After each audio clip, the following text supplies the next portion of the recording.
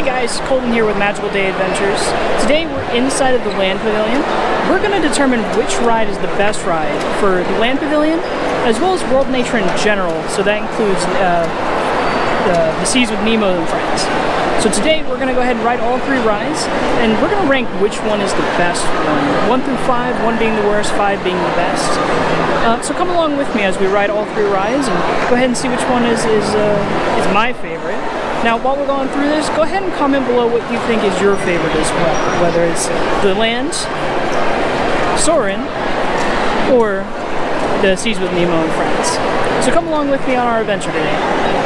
Now, as I go down to Soarin and Living with the Land, I will say it is extremely busy today.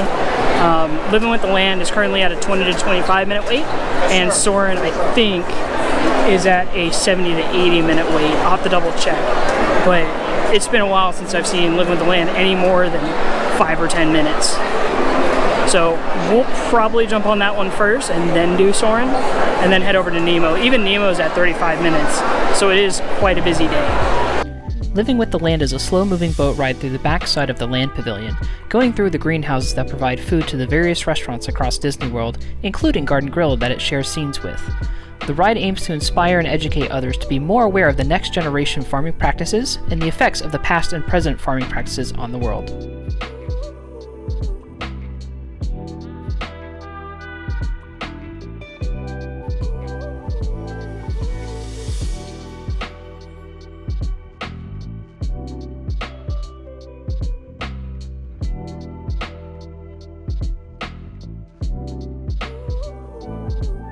Soarin' Around the World is a simulator ride that feels as though you are hang gliding across the various countries and monuments scattered throughout the world. With feelings of dipping, swooping, and even smells from the scenes, you'll be sure to feel like you're really there. Alright, so quick tip with Soarin', there's now a single rider line if you are only one person coming to Walt Disney World, or if you don't mind if your party gets broken up. If you do have a party, you definitely will get broken up, so don't think that you're going to be able to go through the single rider line and then go all the way to the front and all stay together. You will be broken up, so don't do the single rider line if you don't want your party broken up. But with that being said, it's currently a 60-minute wait. Let's see how long it actually takes me, just a single rider, to get on. I'm thinking how limited people are in this line. I'll probably get on fairly quick. So, we'll see.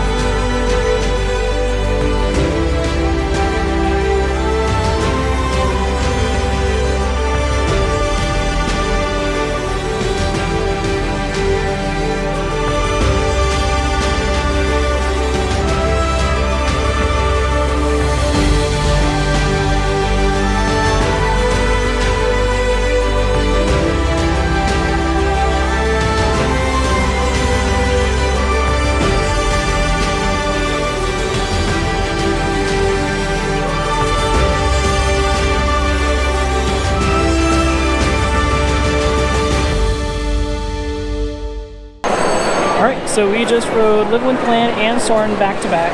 So here are my rankings. So Living with the Land I give a 3.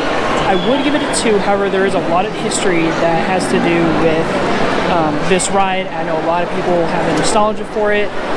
So that's why I'm pushing it up to a 3, because I also agree. There's a lot of nostalgia to this ride.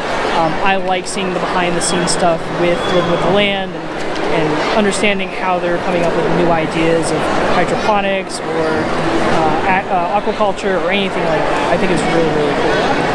Soarin' I give a 4. Soarin's a very cool ride. It's getting a little long in the tooth, but it is different than the one over in Disneyland over in California. The one over in California is Soarin' over California. This one is Soarin' around the world, so it's a little bit different. And obviously it ends in EPCOT, as you guys see. So those are my rankings so far. We still have one more up. That's oh my gosh, The Seas with Nemo and Friends. That's what it's called. So we're gonna go ahead and ride over there as well, and then we'll go ahead and give it a ranking. Also, I forgot to mention, when I was walking through the single rider line, I didn't know how long it was going to take. I literally walked on. I went from all the way on the entrance, all the way down into the main queue, and then they sent me all the way down and actually board. I was the last person in that row. So if you do have the single rider line, definitely go ahead and do it if you can.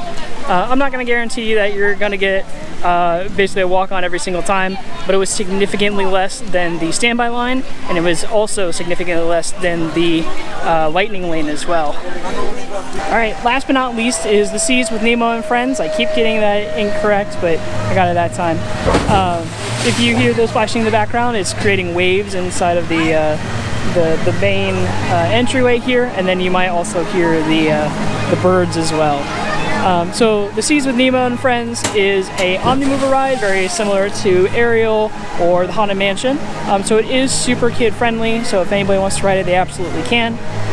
It retells the story of Nemo, where they go searching, where Marlin and Dory go searching for Nemo, and you kind of come along with them on their story and get to see how the animators kind of, or how the Imagineers kind of retell the story of the animators.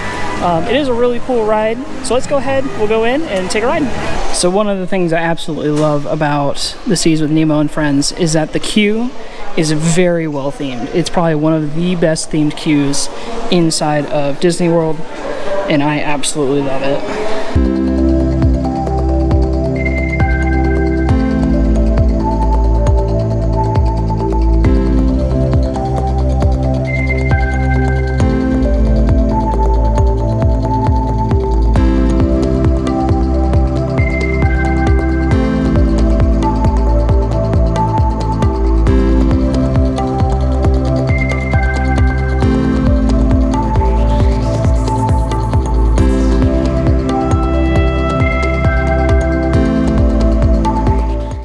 So once you're done riding the Seas with Nemo's and Friends, then you can actually go and visit the seas. So this is an actual aquarium where you're able to check out all the wildlife they have here, and pretty much anything aquatic they have. Anywhere from dolphins to sharks to eels to seahorses, anything that you can possibly think of they have here, with the exception of some of the larger stuff. So let's go check out a couple of those. And then this one, there are some manatees, although they are over there. There's one up there. He's up there, Knox, look up. And then if you find that there's not a lot of space downstairs, there is an upstairs that you can go to. Try to find the sea turtle. But there is also educational stuff here, so if your little ones need to learn, you have it here as well. And when you first come up the stairs or the escalators, there is this open view over here that I absolutely love. And you have glass on either side. You can look out both sides, and then there's a round bit at the end where you're able to look over everything as well.